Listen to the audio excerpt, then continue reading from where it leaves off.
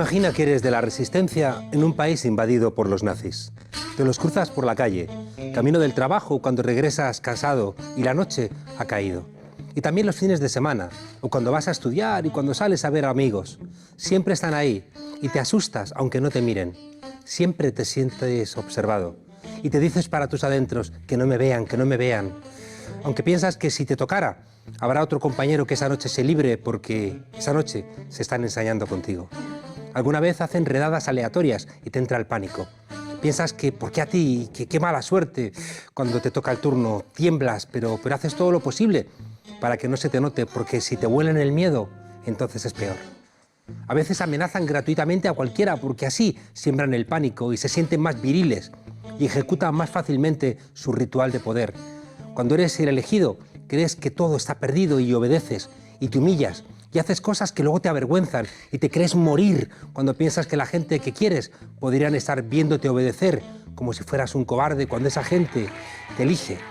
No tienes derechos y tu cuerpo y tu mente está al servicio de lo que quieran hacer contigo. Salen siempre buscando víctimas y han depurado sus técnicas. Y lo peor, hay gente que les apoya. La propaganda del régimen les defiende y sus superiores les dejan comportarse así. Quitad la resistencia y poned que son mujeres. Quitad que son nazis y poned que son la manada.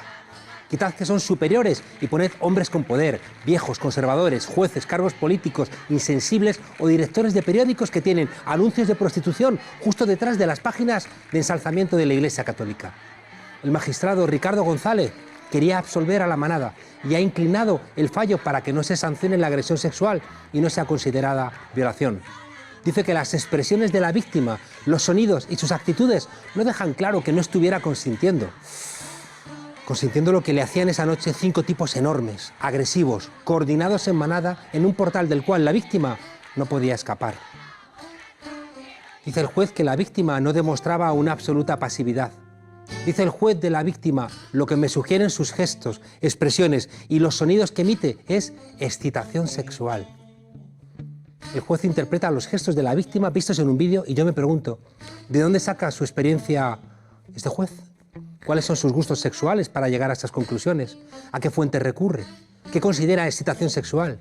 Y entonces creo que se vuelve a hacer cierto que aquí, en la España profunda, en esa España a la que le huelen los pies a franquismo, mientras no demuestran lo contrario, las mujeres siguen siendo todavía un poco putas.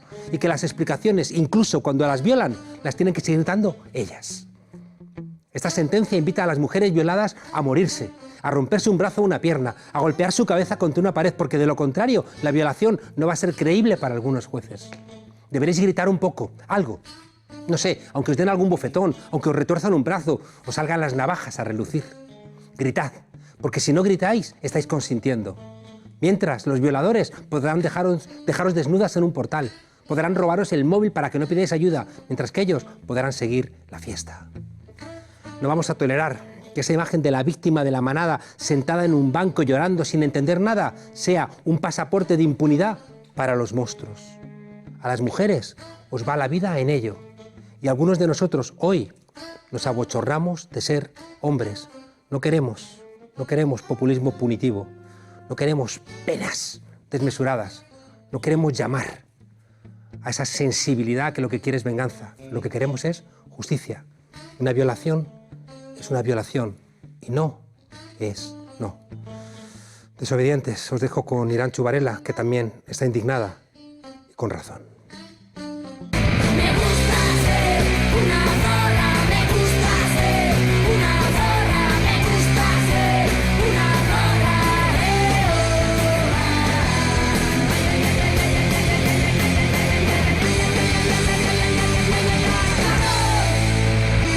Bienvenidas al Tornillo, el microespacio feminista en la frontera.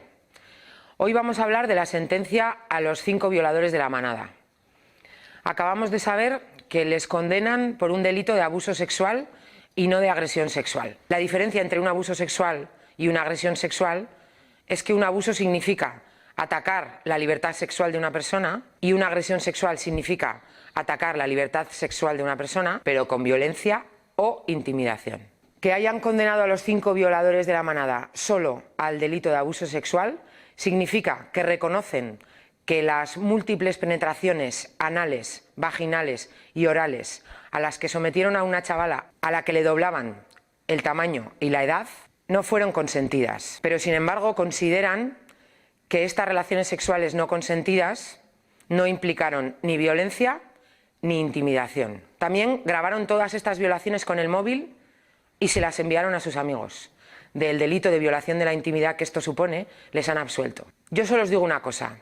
Piensa en el miedo que tienes cuando se mete un desconocido en el ascensor. Pues ahora imagínate a 5 desconocidos a las tantas de la mañana rodeándote en un espacio minúsculo en un portal y penetrándote por el ano, por la vagina y por la boca de manera simultánea y eyaculándote dentro. Y ahora piensa si no te parecería que están ejerciendo la violencia contra ti y piensa si no tendrías miedo. Con esta sentencia la justicia española, que esto ya empieza a ser un oxímoron, deja claro que no nos protege. Así que ha llegado la hora de buscar estrategias de autodefensa feminista para defendernos, porque ellos no nos defienden y porque ellos no entienden ni lo que es la violencia ni lo que significa tener miedo.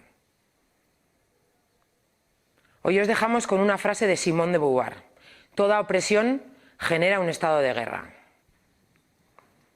Así que ya sabéis, es una guerra.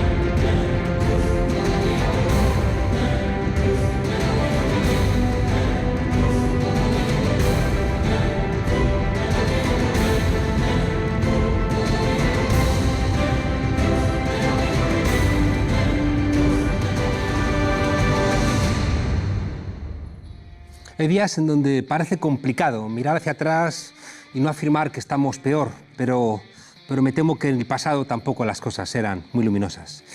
No nos dejamos engañar por la nostalgia. Pero es verdad que a veces echamos de menos la época de la Guerra Fría, porque al menos en ese tiempo todo era más predecible. Sabíamos a qué atenernos y de repente, y haciéndonos los sorprendidos, vaya, cayó el muro de Berlín e intentaron decirnos que habían ganado los buenos, que habían perdido los malos, algo nos chirriaba, pero nos seguimos comportando como si nada. En fin, que en 2001 vimos caer las Torres Gemelas y se nos llenó de ruido la cabeza porque recordábamos a Rambo en su tercera serie de la temporada, cabalgando junto a Bin Laden contra los soldados soviéticos y peleando junto a los mujahidines. Se había construido un nuevo orden mundial y no lo habíamos visto. La lección de esta historia es que quizá hay que volver a la rebeldía, a la irreverencia, al escepticismo y a estudiar mucho.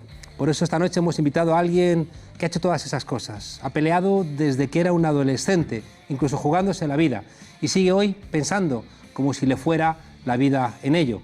Este invitado fue en su momento embajador de Nicaragua en España, profesor de Derecho Internacional Público y Relaciones Internacionales, periodista y sobre todo una persona que se atreve a poner negro sobre blanco la demostración de que hay poderes realmente efectivos, que si no los identificamos también al conjunto, nos irá la vida en ello. Muchas gracias, Augusto Zamora, por estar aquí esta noche con nosotros. ¿Qué tal, Juan Carlos?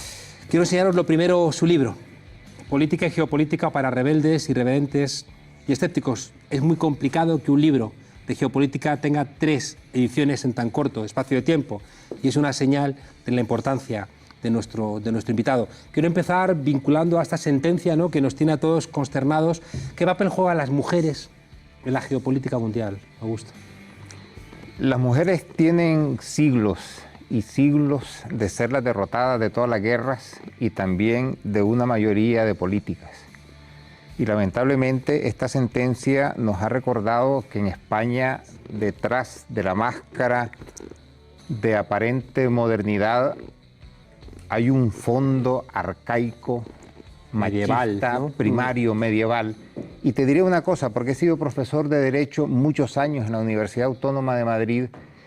Te sorprenderías la cantidad de leyes que hay aquí que son del siglo XIX, leyes algunas que exigen la pureza de sangre sin decirlo, y leyes de un retrógrado en la concepción de las cosas que asombra. Por eso es que pasan estas cosas, porque aquí realmente no ha habido una modernización profunda del Estado desde la derogación de esta estructura jurídica arcaica que todavía sigue vigente. Justo, en la construcción democrática de América Latina tampoco las mujeres han tenido un espacio muy luminoso. No, lamentablemente, pero yo quiero separar dos realidades, porque en unos países el subdesarrollo, que es producto de bajísimos niveles educativos culturales, mantiene tanto a hombres como mujeres en unos niveles primarios muy grandes. Y esto impide, digamos, y castiga más a las mujeres, pero también no podemos pensar que estén mucho mejor los indígenas en los Andes o los indígenas en el Amazonas que las mujeres, ¿sabes?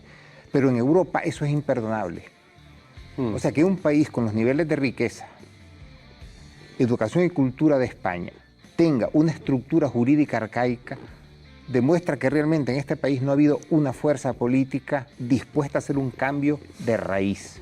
Sí la ha habido, pero no ha tomado el poder. Bueno, la ha habido, pero quiero decir, bueno, es que... Augusto, déjame reconducirte la pregunta. ¿La importancia geopolítica del Vaticano va en contra de la importancia geopolítica de las mujeres? Yo creo que el Vaticano no tiene una geopolítica, digamos, ellos son un poder religioso. Juan Pablo II fue de alguna manera quien preparó, ¿no?, el camino a la revolución conservadora de Ronald Reagan. Sí, como Juan XXIII preparó también la teología de la liberación y fue una luz en América Latina para los movimientos guerrilleros que después proliferaron y de resultas de lo cual, aunque sea tarde, a un costo altísimo, pues terminó con la caída de todas aquellas dictaduras neofascistas impuestas por Estados Unidos. Es que la Iglesia Católica no es uniforme.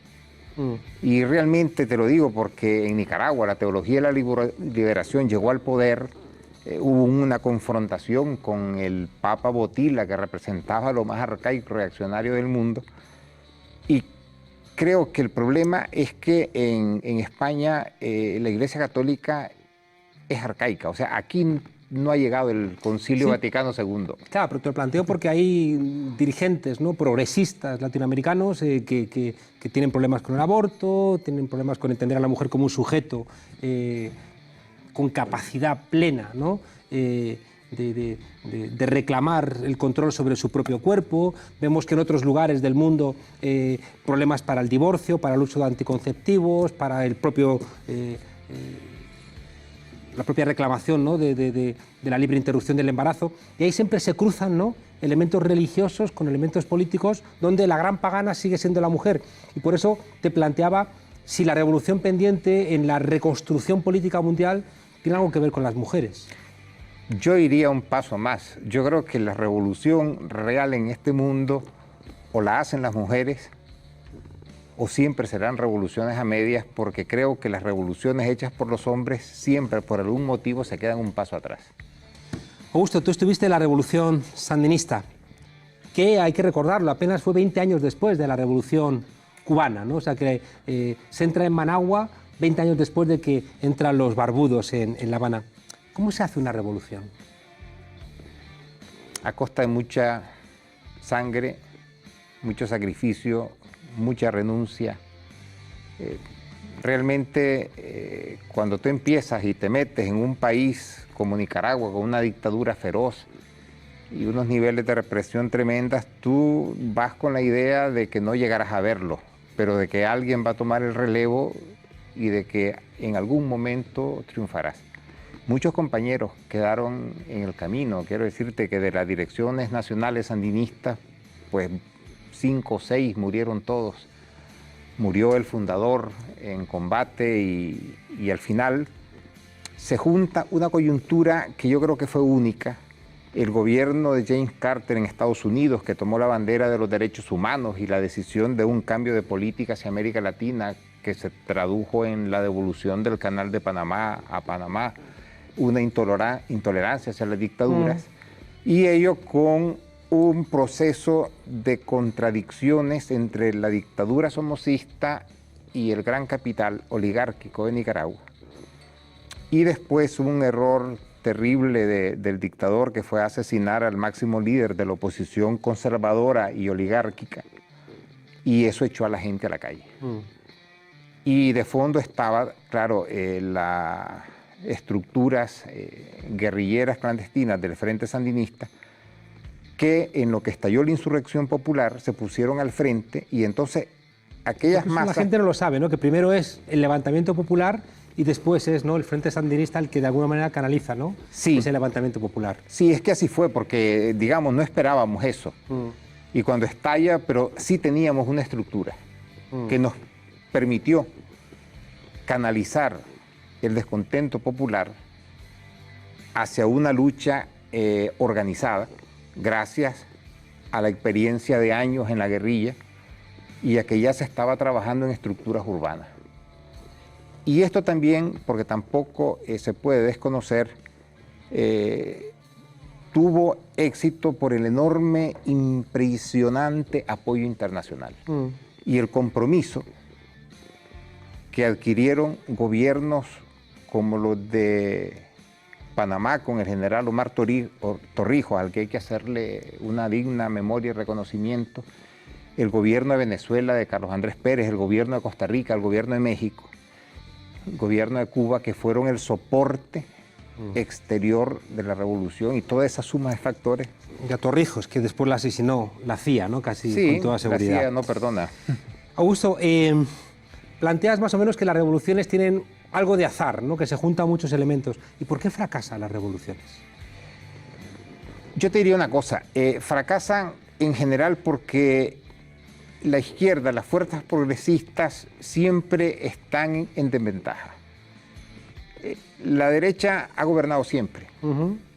Desde el origen de la humanidad ha gobernado, y la derecha siempre va en ventaja. Siempre tienen más dinero, dominan los ejércitos, dominan las estructuras financieras, dominan las estructuras bancarias, te dominan. Las universidades, los medios de comunicación. Ahora los medios de comunicación. Entonces hay un bombardeo enorme. Y por ejemplo, en América Latina, que es una cosa que yo señalo en ese libro, en algunos países como Brasil o Perú, el 80% de los medios de comunicación pertenece a una empresa, a un grupo. Entonces, las poblaciones son sometidas a un bombardeo implacable, sin posibilidad de que tú puedas exponer tu punto de vista. Si planteas que tienen que de alguna manera liberarse de parte de ese monopolio, ocurre como en Argentina, que dicen que estás atentando contra la libertad de expresión. Exactamente. Entonces, fíjate, la situación ha llegado a ser tan grave, está siendo tan grave, que la Comisión de Derechos Humanos de la Organización de Estados Americanos ha advertido que en América Latina la libertad de prensa puede desaparecer por la concentración de los medios en pocas manos. Y es más, se está denunciando lo mismo en Europa.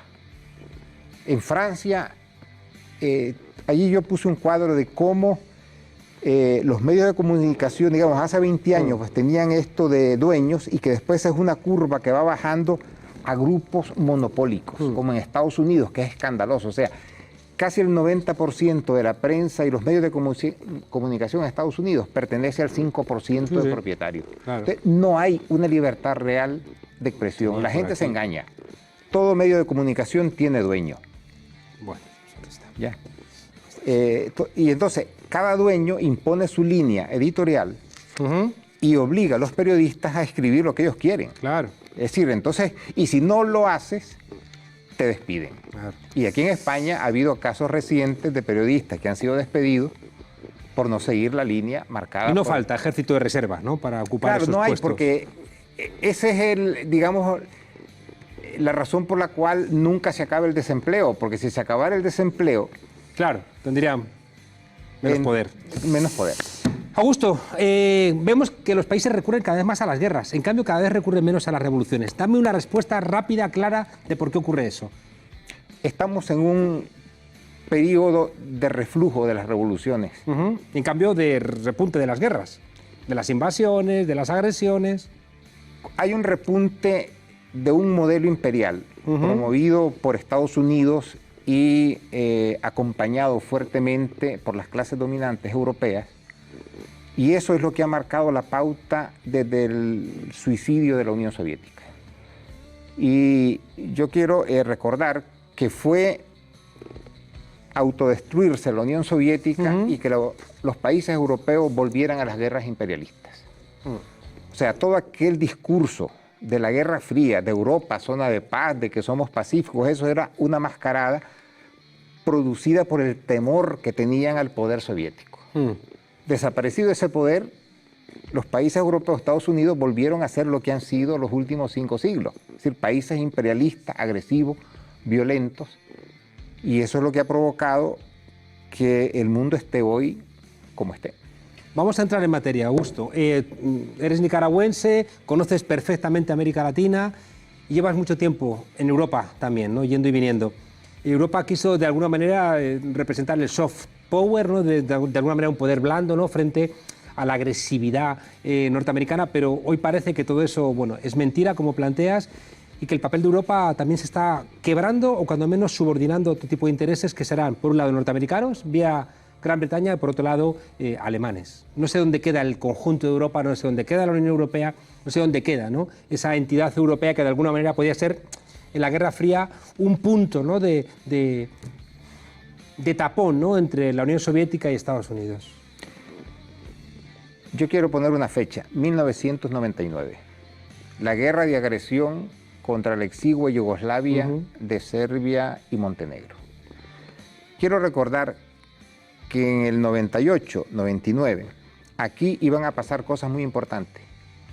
Iba a entrar el euro, se estaba promoviendo el euroejército fuertemente para crear un cuerpo totalmente europeo, armado, y se iba a crear una política exterior y de seguridad común para que Europa tuviera su voz autónoma en el mundo como un sujeto de peso. Y fue la guerra contra Yugoslavia que yo en esa época la titulé la primera guerra geopolítica del periodo postsoviético, porque esa no fue una guerra realmente contra Yugoslavia, fue una guerra promovida por Estados Unidos. Estados Unidos la empezó. Y hay un libro de un conocido politólogo estadounidense donde recoge las declaraciones del jefe de la OTAN en esa época. Berzezinski, supongo. ¿Cómo? Berzezinski. No, es el nuevo tablero mundial. Paul Kagan. Ah, de Kagan, vale. Entonces, él recoge las declaraciones del jefe de la OTAN, el jefe militar, que siempre estadounidense, donde él ahí dice que no podían permitirse que surgiera un euroejército ni nada que le hiciera competencia a la OTAN.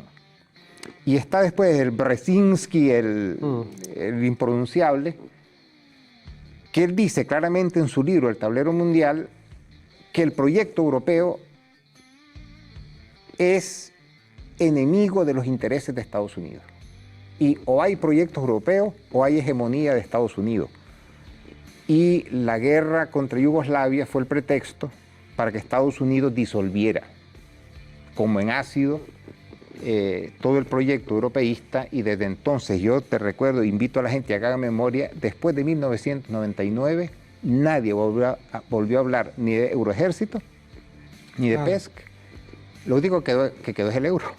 Llama la atención que en ese libro que dices de Berzezinski, el Gran Tablero Mundial, ni menciona América Latina. No, es que América Latina no tiene relevancia. Daban por sentado que era su patio trasero y ahí no había nada que rascar. Es que América Latina no tiene valor geopolítico.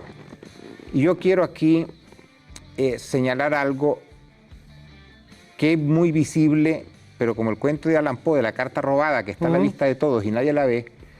Estados Unidos, yo le llamo un país isla en un continente isla. América es el único continente del mundo que está separado del resto por 2 océanos. Y eso hace que para América Latina no tenga capacidad de proyección exterior por su propia debilidad económica, política, y determina la política de Estados Unidos en unos aspectos tan fundamentales que es asombroso que los europeos no lo cuenten. Por ejemplo, Estados Unidos puede llevar la guerra a donde le dé la gana. Porque ningún efecto de la guerra le tocará. Estados Unidos es hoy lo que es gracias a las dos guerras mundiales. Porque las dos guerras mundiales devastaron Europa, devastaron a las grandes economías, pero Estados Unidos se enriqueció vendiéndole de todo, a todos los beligerantes. Armas, y solo en el periodo final de la todo. guerra es que pasaba a venderle solo a uno. Pero el PIB de Estados Unidos entre 1914 y 1945 se triplicó. Mientras el PIB de los grandes países europeos se hundía. Y esa es la superpotencia de Estados Unidos. Por eso Estados Unidos puede llevar la guerra a Siria, a Libia, Ahora vamos a entrar. a Irak, y él sabe que allí no van a llegar refugiados. Ni se va a tragar ninguno de los problemas que tienen que tragar los europeos. O sea, la geopolítica marca profundamente la política de Estados Unidos y determina las líneas que ellos siguen en el mundo. Eso que tú planteas, Augusto, se puede ejemplificar en dos sucesos que supuestamente no están relacionados, pero que me temo que tú sí que los relacionas, que son la caída del muro de Berlín, ¿no?, en el año 89 y la caída de las Torres Gemelas en 2001. Es que, vamos a ver, desaparece la Unión Soviética. En Estados Unidos se apodera en las clases dominantes de una euforia enorme y rápidamente se forman think tank que elaboran una política de hegemonía mundial de Estados Unidos como lo que en ese momento llamaron de la única hiperpotencia. Ya no superpotencia, hiperpotencia. Para la gente que nos escucha es caerse la Unión Soviética y entrar en colapso Japón, claramente, entrar en colapso Italia y entrar también en un movimiento raro Alemania. Es decir, porque esos capitales dicen, ya ha desaparecido la Unión Soviética, ya no nos hacen falta ni los socialdemócratas. Es que Europa se devalúa. Porque ten en cuenta que en el periodo de la Guerra Fría, el continente donde estaba la posibilidad y el peligro de una tercera guerra mundial era Europa.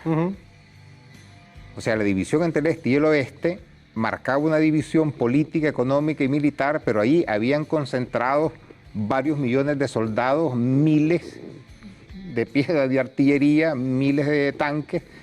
Cuando eso desaparece, Estados Unidos ya no piensa en Europa como había pensado hasta ese momento. Que eso es lo del muro de Berlín que decimos, ¿no? Claro. Europa pierde valor geopolítico. Porque entonces ya la visión de Estados Unidos pasa a ser no una visión de contención del poderío soviético, sobre todo en Europa, sino una visión de hegemonía mundial absoluta, sin un solo poder que le pueda hacer sombra. Y damos el salto, ese hundimiento de las dos Torres Gemelas, ¿qué significa? Es utilizado por Estados Unidos para el lanzamiento de su política imperial de lo que en Estados Unidos llamaron el New American Century, el nuevo siglo estadounidense. Porque estaba la idea que salió en los años 50 del pasado siglo, del American Century, que fue el siglo XX, la segunda mitad. Con el suicidio de la Unión Soviética, Estados Unidos se dice, bueno, ganamos la Guerra Fría, nadie tiene el poder militar, atómico, económico, financiero que tenemos nosotros, estamos llamados a gobernar el mundo. Y todo ese proyecto se resume en lo que se llamó, el New American Century, el nuevo siglo estadounidense. Ellos desarrollan una visión del mundo dominada única y exclusivamente por Estados Unidos y todos los demás a su servicio. Y es ahí donde empiezan una serie de guerras, siguiendo las teorías geopolíticas del británico que marcó las líneas grandes del Imperio Británico de Halford Mackinder, de que Estados Unidos tenía que derrotar a la potencia terrestre, la Unión Soviética, antes el Imperio Ruso, cuando el Imperio Británico, después la Unión Soviética, después lo que quedaba de Rusia. Y la guerra de Afganistán es una guerra profundamente geopolítica en la que Estados Unidos intenta apoderarse del corazón de Asia. Y es donde alcanza, digamos, su máxima proyección porque logra abrir bases en antiguos países exsoviéticos. Y entonces ellos plantean apoderarse del corazón de Asia, y ahí, desde ese establecimiento, hacer una pinza sobre Rusia para liquidarla y dejarla fuera de combate. Europa acepta y se queda en su papel de peón. Déjame preguntarte una cosa sobre Europa, Augusto, porque claro, en este esquema que es bastante evidente, Estados Unidos quiere ser una potencia hegemónica única. Claro, la pregunta que siempre hacemos es ¿y por qué le han acompañado a las élites europeas? Es decir, ¿por qué no han surgido, no sé, aunque sean burguesías nacionales, ¿no? ¿Por qué no han surgido líderes que reclamen una idea de patria que no se subordina a los Estados Unidos? Que es lo que sí, y lo cuentas también en el libro, lo que surge con figuras como la de Hugo Chávez, ¿no? A partir del 98, que de alguna manera van a desafiar, ¿no? a ese poder norteamericano justo en su patio trasero. Y va a estar ahí Hugo Chávez, y Lula, y Correa, y Evo Morales, y Lugo, y Néstor Kirchner, es decir, una serie de, y por supuesto Daniel Ortega y Fidel Castro, que le están desafiando esa hegemonía. Son líderes que a veces no vienen realmente de extracciones populares, pero sí que tienen una reclamación nacional bien fuerte, cosa que en Europa dices, ¿dónde están estos líderes nacionales que reclamen un interés nacional real que no se subordine a los Estados Unidos? Es que las clases dominantes, sobre todo los sectores financieros bancarios europeos, han considerado y siguen considerando que su mejor garantía de expansión y de enriquecimiento en el mundo es su alianza con Estados Unidos, una alianza a muerte. Y entonces ellos han vinculado sus intereses a los intereses de Estados Unidos partiendo de una premisa, y es que Europa no tiene poder militar, y Estados Unidos sí lo tiene. Aunque estoy pensando en De Gaulle, ¿no? Que sí que hacía valer la posesión de la bomba atómica, ¿no? Y de alguna manera sí que fue un momento de cierta reivindicación nacional frente, ¿no? a... No nos engañemos, De Gaulle adopta la actitud que adopta después de la invasión anglo-francesa de Egipto, acompañada de Israel, cuando Nasser nacionaliza el canal de Suez y franceses y británicos invaden ahí, claro. Y entonces la Unión Soviética y Estados Unidos les obligan de manera muy humillante a retirarse, que fue la manera de decirles, ustedes ya no cuentan en ese... Claro. Entonces, eso en los franceses, en De Gaulle, dejó un resentimiento profundo y le llevó a la convicción de que la OTAN no servía para nada y que Francia no tenía por qué estar ahí, claro. Después de la enorme humillación que habían pasado en Egipto a finales de los 50. Pero no hay ahí un pensamiento paneuropeo, porque si lo hubiera existido, aquí habría un euroejército, pero no lo hay. La gente, Augusto, no sabe y siempre piensa en Monnet, ¿no? Cuando piensa, o Schuman, ¿no? Cuando piensan en los padres de la Unión Europea, y se olvidan de Altiero Spinelli, ¿no? Que fue desde la cárcel de Ventotene un luchador antifascista, los primeros que hacen un manifiesto europeo, ¿no? Pero que rápidamente las burguesías van a ocuparlo, dejando de lado esos elementos más de fraternidad, ¿no? que hubieran sido tan relevantes en la construcción de una Europa diferente, y los sustituyen por un gran mercado donde junto el carbón y el acero pensaban, ¿no? Que esa prosperidad material iba a construir una Europa, como siempre se ha dicho, de mercaderes, pero ya no, de ciudadanos fraternos. Hay que desacralizar a estas figuras. La Unión Europea, la Comunidad Económica Europea, se forma porque Estados Unidos y las élites europeas necesitan una Europa unida para hacer frente a la amenaza soviética que llaman ellos. Claro. Si no hubiera habido al otro lado, en el este, 4 millones de soldados soviéticos y de los ejércitos de los otrora países comunistas, aquí no hubiera habido Unión Europea. Como quiero pasar a otros países, déjame pedirte una conclusión de Europa. ¿A dónde va Europa? ¿Qué va a hacer? ¿Qué puede hacer? Las dos cosas. En este momento el ridículo. O sea, Europa no va a Pero no puedes decirnos, estáis condenados al ridículo, cortaos las venas verticalmente y pero vamos a ver, Juan Carlos, ¿cuál es el problema? Aquí no hay una alternativa. Si ten en cuenta que aquí nadie debate a fondo el papel de Europa. Aquí nadie pone en discusión lo que está pasando. O sea, Europa está siendo militarizada por Estados Unidos. Aquí se están sucediendo año con año muchísimas maniobras militares, navales, terrestres. Estados Unidos las aprovecha para traer ingentes cantidades de material bélico que se está amontonando en Polonia, en Alemania, en Bulgaria, en Rumania. Se están abriendo bases militares, se va a reabrir la base militar en Islandia, y aquí nadie informa nada. Hay un embargo informativo, hay una indiferencia total a ese tema, ¿ya? Mientras aquí se están sentando las bases para un conflicto que puede estallar en 10 o 15 años, porque la pregunta que yo me hago es ¿para qué Estados Unidos está acumulando miles de tanques y piezas de artillería? Para arrodillar a Grecia no hizo falta pegar ni un tiro. No, pero es que Rusia es otra cosa. Y eso va todo contra Rusia, porque esto se está amontonando en las fronteras. A mí me llamó la atención, Augusto, cuando nos enteramos por las filtraciones de Wikileaks que Estados Unidos estaba investigando, espiando a sus socios. Estaba espiando al gobierno inglés, al gobierno alemán, al gobierno italiano, al gobierno francés, al gobierno español. Y no contestaron, ¿no? Se callaron con una falta de dignidad espectacular. Porque también una parte de la guerra es comercial, obviamente. O sea, la guerra económica está al servicio, contradicción, ¿no? De un control económico. Toda esta alianza entre Estados Unidos y la Unión Europea se cimenta en consideraciones que no aguantan la más mínima revisión. Estados Unidos tiene un déficit comercial muy grande con Alemania, de casi 100.000 millones de dólares. Y tiene déficit con otros países europeos,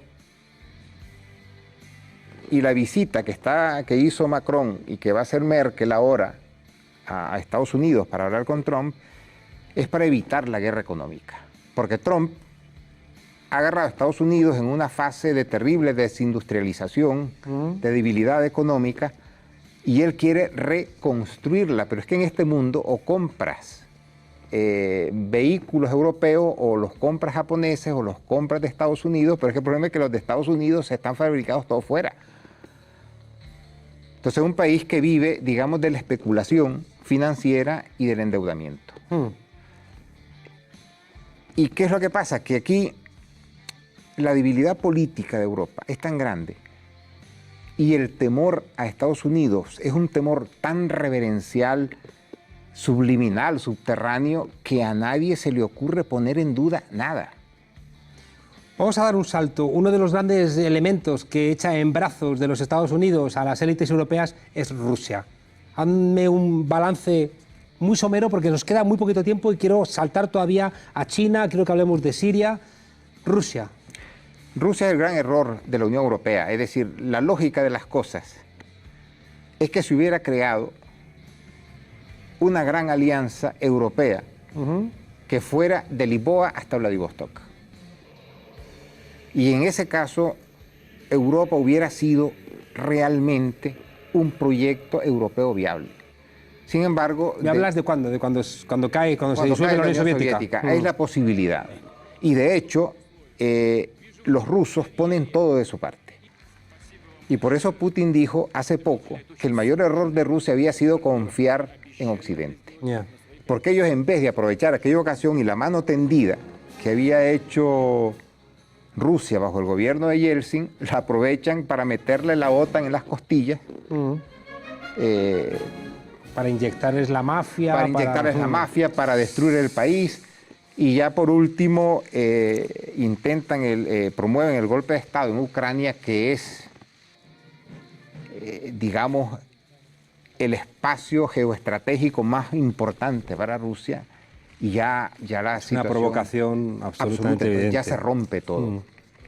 ¿Ya? Y ahora pues está en una situación de confrontación total, no nos engañemos. Lo que pasa es que eso tampoco hace a Rusia un aliado del progresismo en el mundo. Es que ya no estamos hablando de ideologías políticas en estos momentos. Estamos hablando de geopolítica pura, es geopolítica realismo pura, pero también... y estado de naturaleza internacional. Putin toma a Rusia en un estado de postración absoluta. Rusia está en la ruina. Humillada geopolíticamente, acosada, y él inicia un proceso asombroso, para mí asombroso, de reconstrucción del país. Y si uno agarra las cifras, el escenario, etcétera, de la Rusia del año 2000, claro, el actual, al actual, hay un cambio lo que ha hecho Putin es un milagro.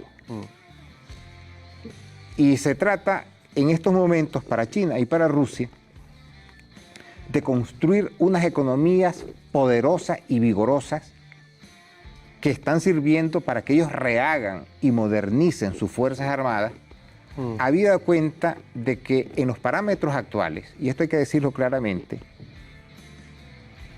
los dirigentes de Rusia y de China han llegado a la conclusión de que no hay arreglo posible, ni con los países europeos, ni con Estados Unidos. El último gran factor, China. Resúmeme cuál es su espacio.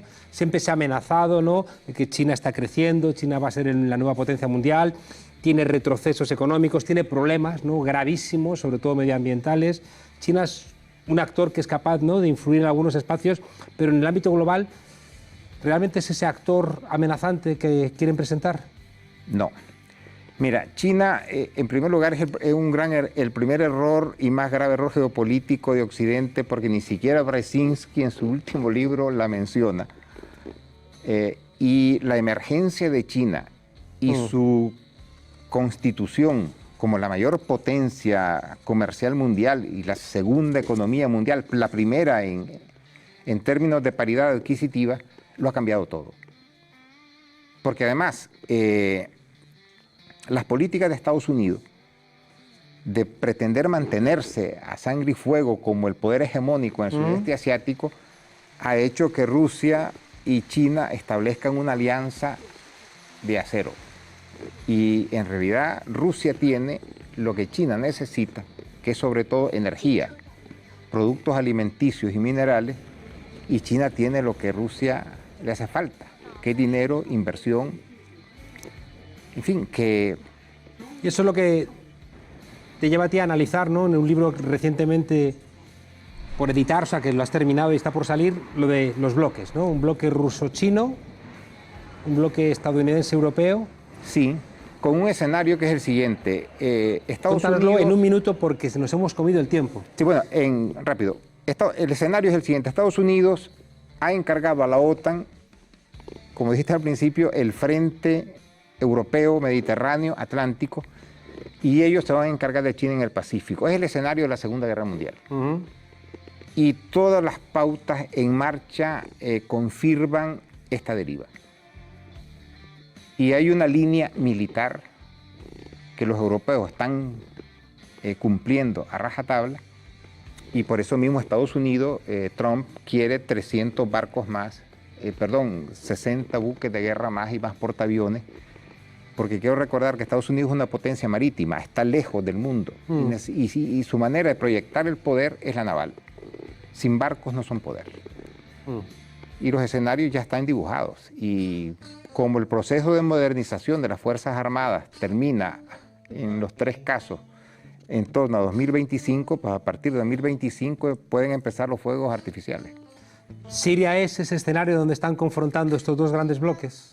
Siria es el único espacio que tenía Rusia disponible para establecer una presencia en el Mediterráneo. Montenegro es separada de Serbia porque Serbia iba a ser siempre aliada de Rusia, y por lo tanto, si Montenegro hubiera pertenecido a la Yugoslavia, pues Rusia hubiera tenido ahí una posibilidad de una base naval. Al pasar esto a territorio OTAN, el único espacio que le queda a Rusia para proyectar su poder en el Mediterráneo, que para Rusia es fundamental, es Siria. Y por eso es que Rusia decide entrar de lleno en el conflicto sirio para impedir que la OTAN controle absolutamente el Mediterráneo y la deje encerrada en el Mar Negro. Augusto, ¿qué tienen que hacer las fuerzas políticas progresistas y la ciudadanía progresista en este escenario geopolítico tan deprimente? Tomar conciencia de la situación, porque si aquí no hay una conciencia de lo que se viene, de lo que se está montando, si la gente no asume, no se mete de que vamos camino a una colisión que puede ser devastadora, sobre todo para Europa, esto se va a quedar así y va a ser Europa arrastrada a un desastre. Augusto Zamora, autor de Política Geopolítica para rebeldes, irreverentes y escépticos, tercera edición. Desobedientes, hoy hace un día duro para la democracia por la sentencia que de alguna manera no ha querido reconocer la violencia de 5 monstruos en un portal oscuro contra una joven. Y Augusto Zamora nos ha contado que Juego de Tronos no es una serie, que Juego de Tronos es una realidad terrible y que los dragones no están en manos de los buenos, que los dragones están en manos de gente bien peligrosa y que la única manera de que podamos empezar a pensar alternativas es que seamos conscientes. Quizá conviene apagar la televisión, no ver un partido de fútbol, no ver una serie, dejar de entretenernos y leer, porque seremos un poquito más infelices, pero tendremos más herramientas para ser libres. Nos vemos aquí el lunes, desobedientes. Que tengáis un buen fin de semana y seguramente nos veamos como las mujeres esta noche en todas las calles y plazas de España. Nos veremos por las calles. Hasta el lunes. Gracias.